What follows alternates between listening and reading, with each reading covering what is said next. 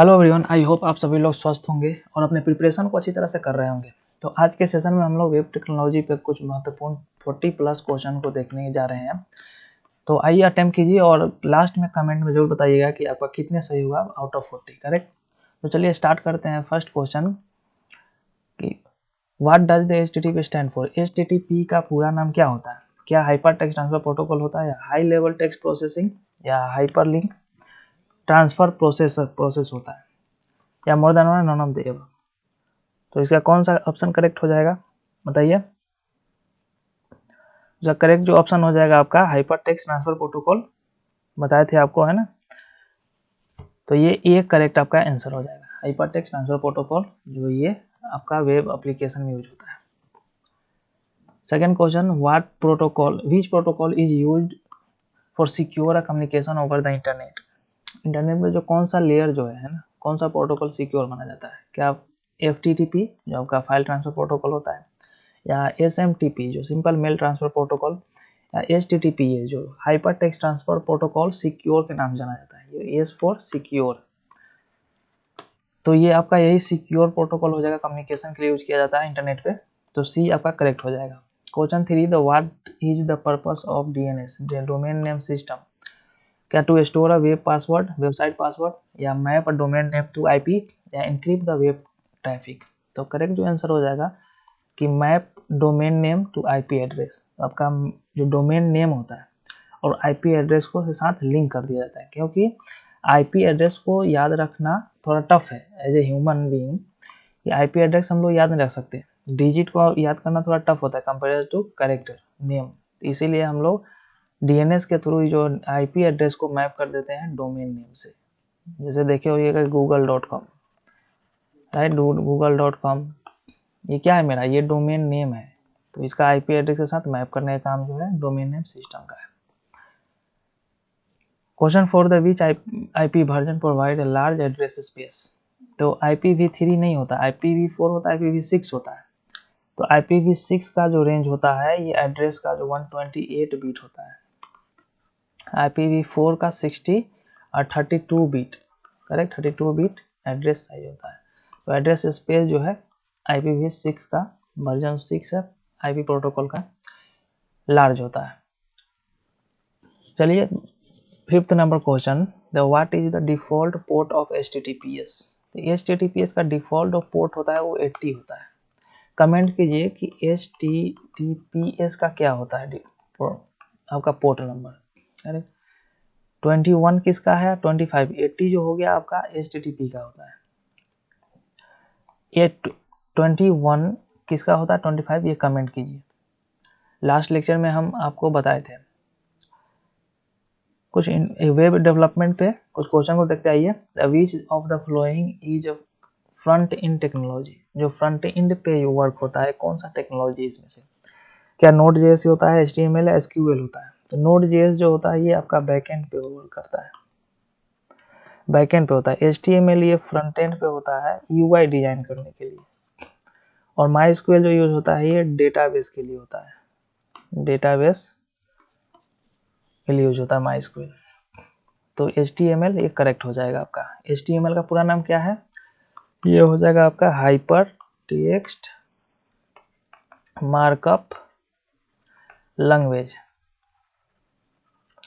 तो याद रखिएगा HTTP का, ये स्टेट में आपका क्वेश्चन पूछा हुआ है कि HTTP का पूरा नाम क्या है।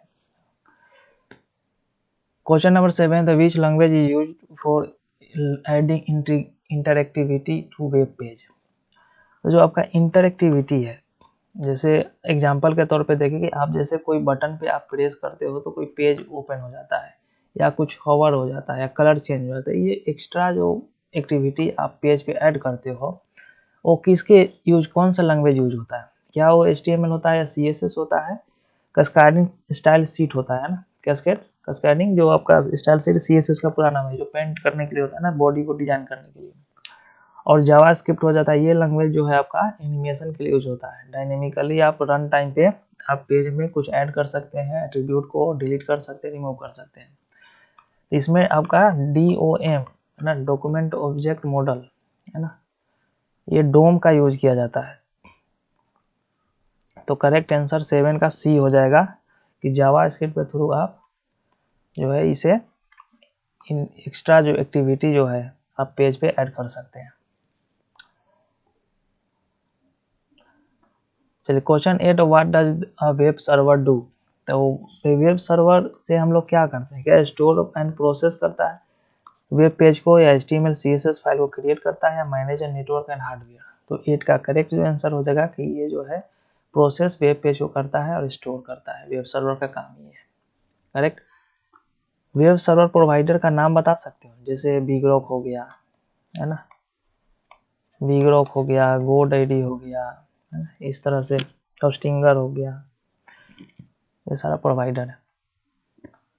Question number 9, the which of the following is a backend programming language. तो बैकएंड अभी हम लोग थोड़ा देर पहले देखिए फ्रंट एंड के बारे में, तो फ्रंट एंड के बारे में कुछ और पॉइंट देखिए। फ्रंट एंड जो है इसमें आपका बेसिक जो 3 लैंग्वेज है, HTML, CSS और आपका आ जाता है जावास्क्रिप्ट। अब ये जावास्क्रिप्ट का डिफरेंट लाइब्रेरी और फ्रेमवर्क आ गया। जैसे देखा जाए तो इसका रिएक्ट, करेक्ट, उसके बाद एंगुलर, देन आपका आ जाता है रिएक्ट हो गया, एंगुलर हो गया, और इसी से आपका जो आगे निकला कि Vue.js जो है, Vue.js हो गया, उसके बाद आपका Node.js भी आता है, Node.js। अभी जो लेटेस्ट में यूज हो रहा है Next.js। तो ये सारे टेक्नोलॉजी जो है आपका फ्रंट एंड पे वर्क होता है ना। बट बेसिक जो है ये 3 है, जावास्क्रिप्ट और ये।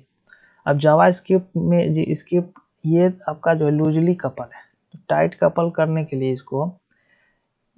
इसी के अल्टरनेट में एक और लैंग्वेज इंट्रोड्यूस किया, टाइप स्क्रिप्ट। ये टाइप बेस्ड है ना, टाइप स्क्रिप्ट आ गया। अब ये टाइप स्क्रिप्ट है, इसका ये साथ भी अलग अलग डिफरेंट आ गया। जैसे वेरी कंफर्टेबल विथ एंगुलर ये है ना, एंगुलर के लिए डिजाइन किया गया था। तो इसमें से आपका Node.js और Next.js है। Next.js फेमस क्यों हुआ कि आप जैसे अगर कोई डेवलपर है यहाँ पे, करेक्ट, तो उनको पता है कि हम लोग जो बैकएंड का कोड डिफरेंट पेज पे करते हैं और फ्रंट एंड को अलग रखते हैं, सेपरेट कर देते हैं। बट Next.js के केस में आप सेम प्रोजेक्ट में सेम मॉड्यूल पे आप बैकएंड और फ्रंट एंड का कोड आप कर सकते हो। ये रिलायबिलिटी जो है, स्केलेबिलिटी आपको ये Next.js देता है, फ्रंट एंड और बैक एंड दोनों के साथ, है ना। इसीलिए ज़्यादा पॉपुलर है डेवलपर के बीच में। करेक्ट। Node.js से भी बैक एंड का भी काम कर सकते हो आप। करेक्ट। और वाइडली जो पॉपुलर जो है 2 फ्रेमवर्क, रिएक्ट और एंगुलर, ये यूज होता है, दोनों लाइट वेट है ना। तो ये सारे आपके टेक्नोलॉजी से रिलेटेड टर्म है जो आप याद रखिएगा। करेक्ट। बैकएंड पे आप जाओगे तो इधर में आप बैकएंड के लिए देखें, तो बैकएंड के लिए आपका सबसे पहला जो है आपका जावा का आ जाता है, जावा लैंग्वेज हो गया। इसी जावा के अंदर में आपका स्प्रिंग आ जाता है। अब स्प्रिंग का ही एडवांस एक और आ गया कि स्प्रिंग बूट आ गया फ्रेमवर्क। तो इस तरह से वर्क करता है। उसी तरह पाइथन आ गया, पाइथन का अपना सारा फ्रेमवर्क है बैकएंड के लिए, पाइथन के लिए, है ना, पाइथन का। उसी तरह आपका देखोगे तो PHP करके आता है, .NET आ गया, C# हो गया। ये सारी चीज़ें जो है PHP के साथ कौन सा PHP या .NET जो है इसमें C# लैंग्वेज यूज होता है। तो ये सारे जो कोड है आपका बैकएंड का है। करेक्ट। तो ये सारे टर्म को आप लोग याद रखिएगा। तो आइए क्वेश्चन को वापस लौटते हैं कि विच ऑफ द फॉलोइंग इसमें से कौन सा जो है आपका बैकएंड का लैंग्वेज है। तो क्या पाइथन है, PHP या जावा है? तो बताइए, अभी आपको बताएं। तो 9 का करेक्ट क्या हो जाएगा, ये मोर देन 1 कि जावा भी होता है, PHP भी होता है, पाइथन भी होता है, ये सारे लैंग्वेज जो है बैकएंड पे यूज होता है। करेक्ट। नेक्स्ट जो है what is the framework use for front end development. Front end में क्या रिएक्ट होता है, नोड होता है और माइस्क्वेल होता है। अभी बताया आपको कि ये रिएक्ट यूज होता है, तो 10 का ए करेक्ट हो जाएगा। और नोड जो है आपका किस पे यूज होता है, नोड आपका बैकएंड पे हो गया, और एसक्यूएल जो है डेटाबेस के लिए यूज किया जाता है, DB के लिए। तो याद रखिएगा। नोड और गिट, नोड और गिट के बारे में बताते हैं। नोड तो आपको पता है, ये जावा स्क्रिप्ट के साथ जो है, जेएस के साथ कंफर्टेबल है नोड। और गिट जो है ये वर्जन कंट्रोल के लिए यूज किया जाता है ना, वर्जन कंट्रोल, CS CID के लिए, CS वर्जन कंट्रोल। तो गिट लैंग्वेज जो है ये आपका स्पेशल जो यूज होता है, जैसे आप कोई डायरेक्टरी बनाए, करेक्ट, और आप इसे पोस्ट कर दिए गिट हब पे। गिट एक लैंग्वेज है जो आपका कोड को जो है ना, आपको एक रिलायबिलिटी, एक पाइपलाइन प्रोवाइड करता है, जिससे आप रियल टाइम में आप अपने प्रोजेक्ट में कुछ चेंजेस कर सकते हैं, चेंजेस करने के लिए, करेक्ट। तो गिट का ये वर्क है। तो इसका प्लेटफॉर्म हो जाता है गिट हब हो गया, बिट बकेट हो गया, बिट बकेट हो गया। उसी तरह एक और आता है गिट के लिए आपका टोटोटॉयल गिट है, टोटोटॉयल करके आता है। तो उसी यूआई के लिए बेस्ट है। यूआई अगर किन्हीं को कोड करने में या स्टेटमेंट जो यूज होता है ना, गिट जैसे वर्जन चेक करने के लिए वर्जन होता है गिट वर्जन, उसी तरह क्लोन करने के लिए गिट क्लोन हो गया, उसी तरह गिट को पुश पॉप ये सब करने के लिए, करेक्ट, कमिट करने के लिए। तो ये सारी चीज़ें आप गिट जो आपका जो टोटोटॉयल गिट हब जो है ना, वहाँ पे यूआई के थ्रू आप कर सकते हो, तो आसान है वो, है ना। हालांकि ये आपके सिलेबस पे पार्ट नहीं है, बट हम लोग ये गिट पे क्वेश्चन कुछ ऐसा आएगी नहीं, अगर आप इसे इग्नोर भी कर दोगे तो कोई खास आपको डैमेज नहीं है। बट ये एक डेवलपमेंट का पार्ट है, हम लोग ये सीरीज वेब टेक्नोलॉजी पे लाए हैं, तो इसमें मुझे बताना मुझे उचित लगा, इसीलिए ये क्वेश्चन को इन्वॉल्व किए गए हैं कि नोड.js और गिट जो है, ऐसे आप पढ़ने को पढ़ सकते हो नॉलेज के लिए, ठीक है। तो नोड क्या होता है, या फ्रंट एंड फ्रेमवर्क है, जावास्क्रिप्ट रन टाइम एनवायरनमेंट है ना, JRE या डेटाबेस मैनेजमेंट सिस्टम। तो डेटाबेस मैनेजमेंट सिस्टम जो होता है आपका, ये MySQL हो गया, MySQL, करेक्ट। ये जावा रन टाइम इन्वायरमेंट, तो 11 का करेक्ट जो आंसर हो जाएगा कि ये जावा रन टाइम इन्वायरमेंट है। Node, correct. फ्रंट एंड के लिए आपका रिएक्ट यूज होता है। तो नोड समझ गए, ये रन टाइम इन्वायरमेंट है, करेक्ट। इसी में आपका NPM आता है, NPM, करेक्ट। नेक्स्ट आप कमेंट कीजिए अगर इस पे अगर आपको वीडियो चाहिए। NPM क्या होता है ना, पैकेज मैनेजमेंट मैनेजर होता है ना, इसका पूरा नाम हो गया नोड पैकेज मैनेजर। तो बी आपका 11 का करेक्ट हो जाएगा। 12 which engine does Node.js use to execute JavaScript. तो कौन सा इंजन आपका यूज होता है जावास्क्रिप्ट कोड को रन करने के लिए? क्या चक्रा यूज होता है, या स्पाइडर मोंकी, या V8? चक्रा यूआई जो है आप सर्च करना यूट्यूब पे, ये वेरी गुड, मतलब अच्छा यूआई है आपका, ये इस पे रिएक्ट के लिए बेस्ट है यूआई, चक्रा यूआई। सर्च करोगे आप यूज कर सकते हो, आप अगर डेवलपमेंट कर रहे हो तो चक्रा यूआई के बारे में आपको पता होगा, है ना। स्पाइडर मंकी क्या है ना, ये कमेंट के स्पाइडर मंकी क्या है। V8 जो है ये आपका Node.js के साथ इंजन के साथ यूज होता है, करेक्ट। 12 का जो है आपका C करेक्ट हो जाएगा। 13 number, which command is use to initialise git repository. तो गिट जो है आपका रिपोजिटरी मैनेजमेंट करने के लिए जो होता है, जो आप रेपो क्रिएट करते हो वहाँ पे आप, तो क्या गिट कमिट यूज होता है, गेट इनिट, या आपका गिट पुश? तो कमिट तो आप लास्ट में करते हो, है ना। इनिट जो होता है इनिशियलाइज करने के लिए किया जाता है। इनिशियलाइज पूछा गया है गिट रिपोजिटरी को, तो इनिट किया जाता है ना। डिलीट करने, अगर रिपोजिटरी को डिलीट करने के लिए कौन सा कमांड यूज करते हैं बताइए, कमेंट कीजिए। तो बी करेक्ट हो जाएगा 13 का। 14 the which what is the purpose of git clone. तो गिट क्लोन का पर्पस क्या होता है? क्या वो create a new git repository, या कॉपी एग्जिस्टिंग रिपोजिटरी, या मैनेज अ टू ब्रांच?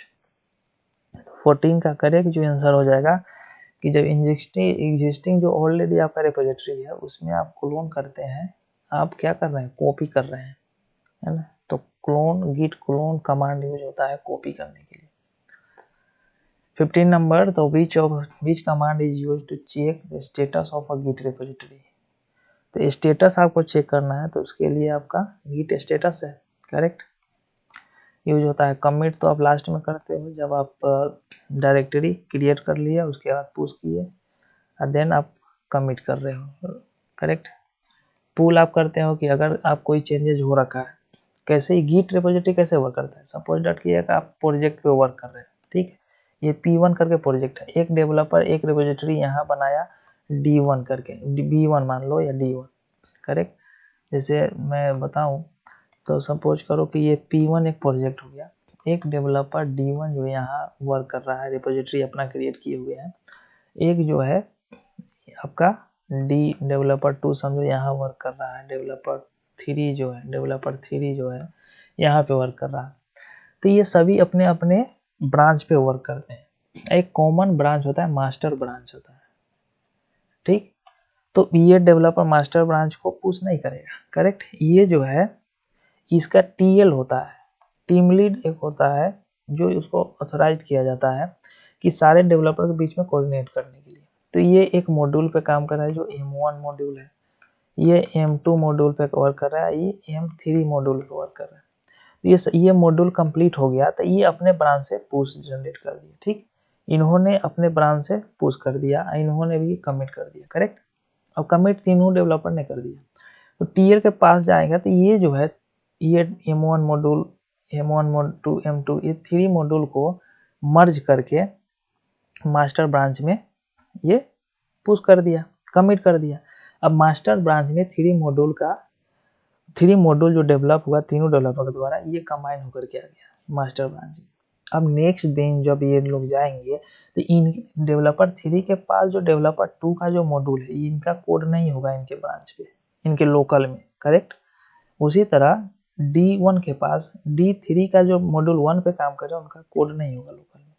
तो पुल उस समय किया जाता है ताकि जो मास्टर, जो मेन ब्रांच है, जो मास्टर है, वहाँ से सारे कोड का जो है एक्सेस मिल जाए, एक बार सारे मॉड्यूल कंप्लीट उनके लोकल में आ जाए ताकि नेक्स्ट वो आगे वर्क कर सके, करेक्ट।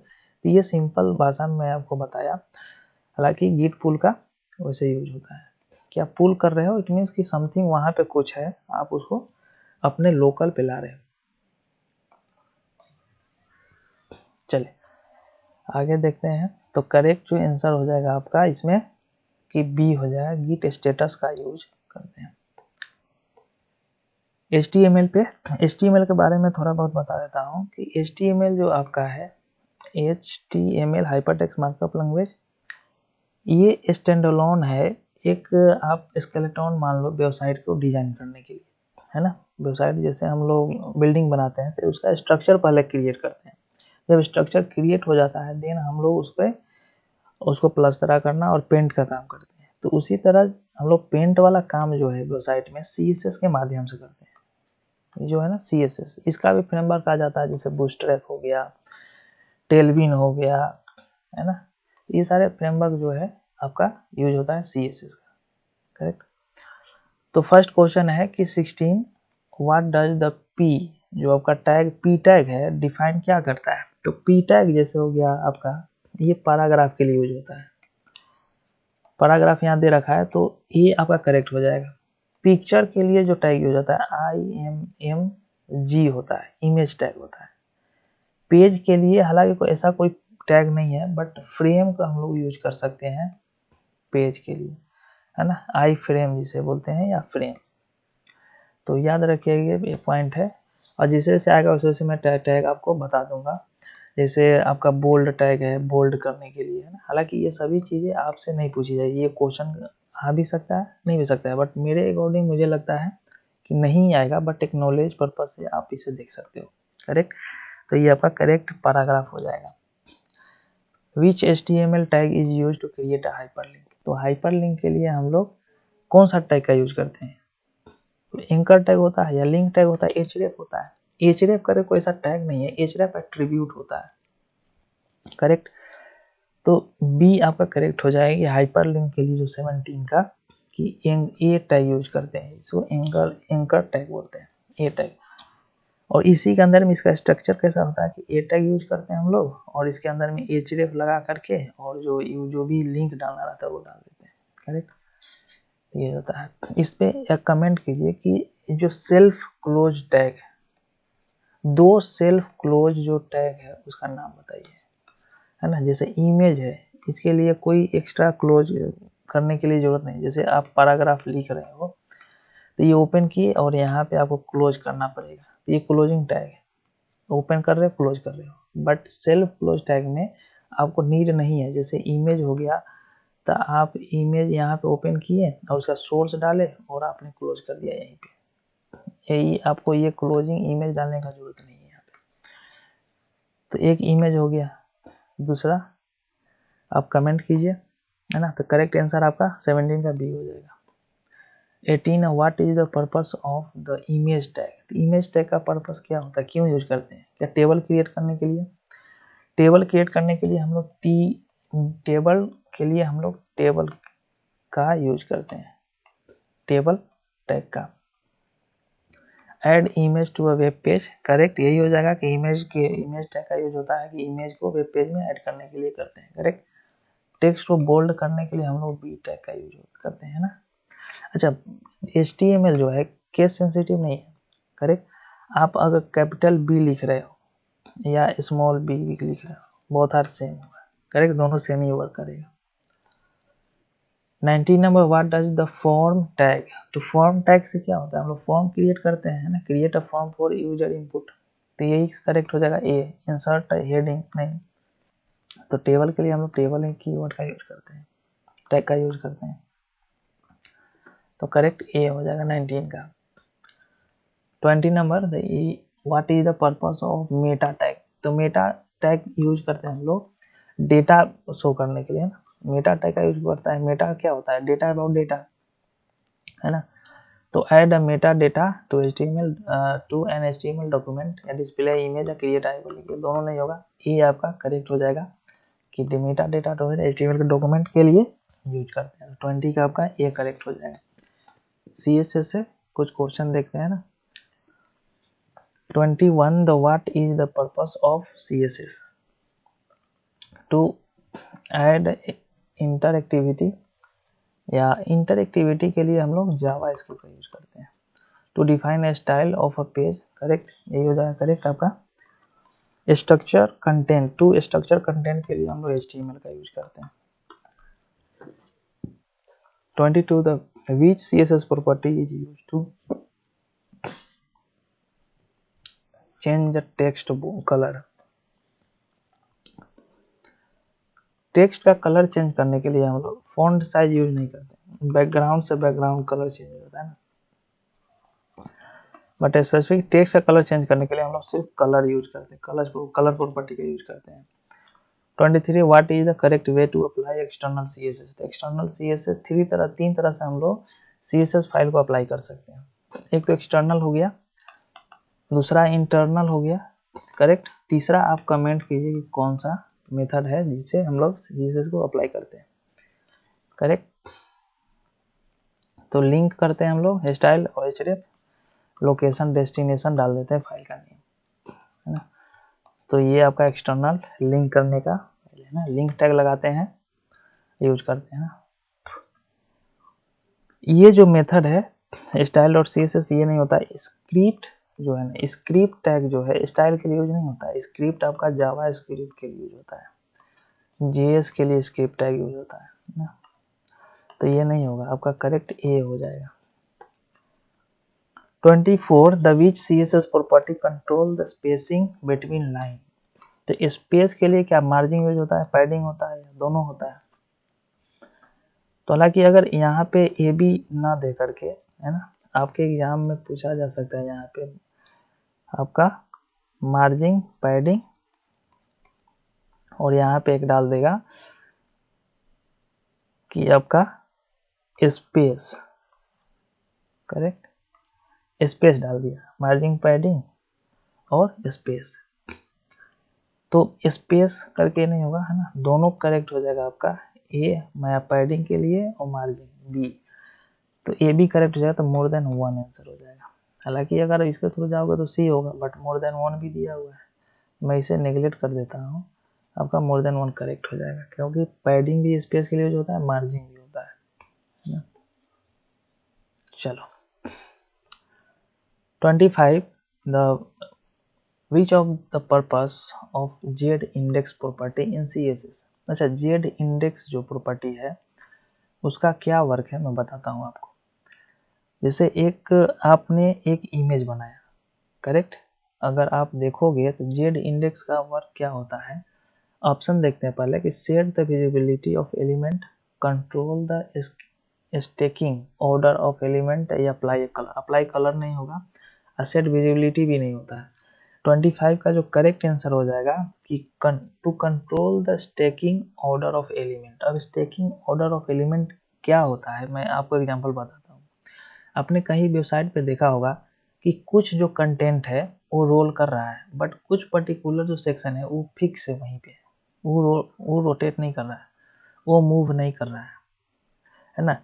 तो आप देखोगे कि इससे ये जो ऊपर आ गया है इसके अंदर से कुछ कंटेंट चला जाएगा, बट फिर भी ये फिक्स्ड होगा, ये मूव नहीं करेगा। तो इसको कैसे फिक्स किया गया, ये जेड इंडेक्स प्रॉपर्टी के थ्रू ही इसको फिक्स कर दिया गया है।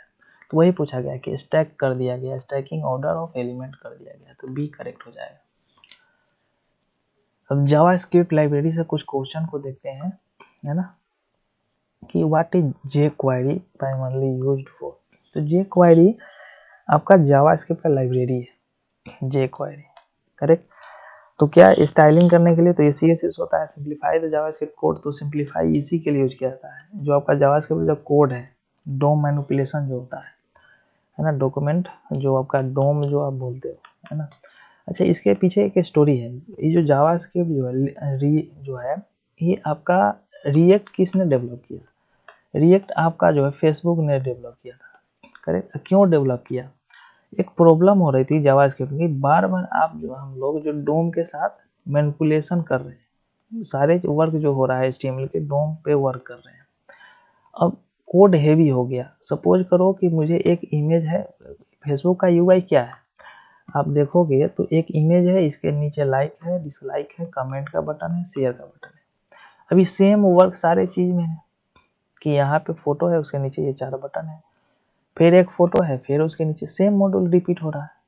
अब एक पेज पे ये सारे इमेज को सेट करने के लिए डोम के साथ चेंज करना पड़ रहा है, सेम वर्क करने के लिए काफ़ी हार्ड वर्क करना पड़ रहा है।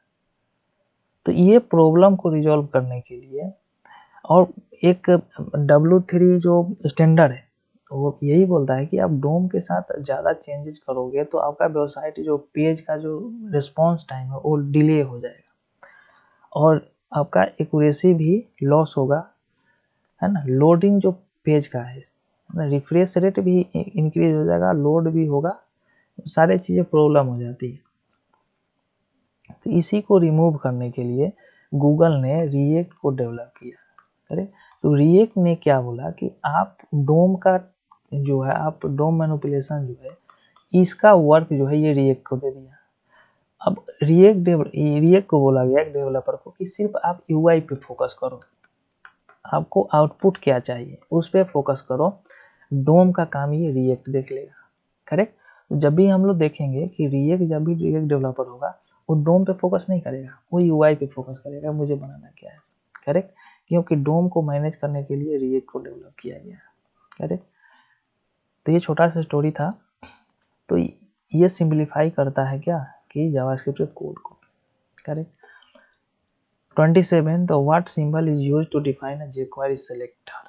तो jQuery सेलेक्टर के लिए हम लोग जो है ये $साइन का यूज करते हैं, हैश का नहीं होता है, ना ही आपका एंड का होता है। तो ये करेक्ट हो जाएगा। 28 the how do you hide the element in jQuery। तो हाइड के लिए होता है या डिस्प्ले नन या रिमूव। तो 28 का जो है करेक्ट आंसर हो जाएगा कि हाइड यूज होता है jQuery में।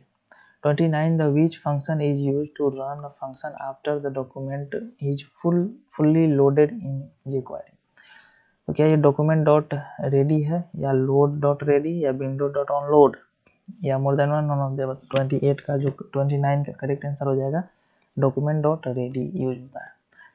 30 number the which method is used to add event listener in J query. तो इवेंट लिसनर के लिए हम लोग क्लिक या ऑन इवेंट या ऐड इवेंट लिसनर, तो हम लोग 30 का करेक्ट जो आंसर हो जाएगा कि हम लोग यूज करते हैं क्लिक का, 30 का जो क्लिक। ऐड इवेंट लिसनर जो है ये जावास्क्रिप्ट में यूज होता है। 30 का जो आपका क्वेश्चन 31 का, what is the main purpose of div tag. तो div टैग जो है कंटेनर के लिए यूज होता है ना, div अगर क्रिएट करें तो कंटेनर क्रिएट हो जाएगा और ये ब्लॉक लेवल क्रिएट होगा। अब ब्लॉक लेवल और इनलाइन लेवल क्या होता है मैं नेक्स्ट लेक्चर में बता दूंगा आपको, है ना। तो क्या क्वेश्चन पूछा है, ऑप्शन क्या दिया है, to find define a division and section in the document, create a hyperlink नहीं होगा ना इमेज के लिए। तो करेक्ट ये हो जाएगा कि एक सेक्शन क्रिएट हो जाता है, डिवीजन क्रिएट हो जाता है document. Which of the following is use to make a website responsive. तो मीडिया क्वेरी है, टेबल है, डिव है। तो आपका मीडिया क्वेरी के साथ रिस्पॉन्सिव हम लोग करते हैं। In a git which command is use to store stage change before commit. तो गिट स्टेज करते हैं हम लोग, कमांड का यूज करते हैं।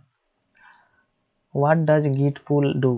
तो गिट पुल डू क्या करता है बताइए, अभी थोड़ा देर बताए कि download merge changes from the remote repository, या upload local changes remote repository, या क्रिएट अ न्यू रिपोजिटरी। तो ये आपका कौन सा करेक्ट हो जाए 34 का।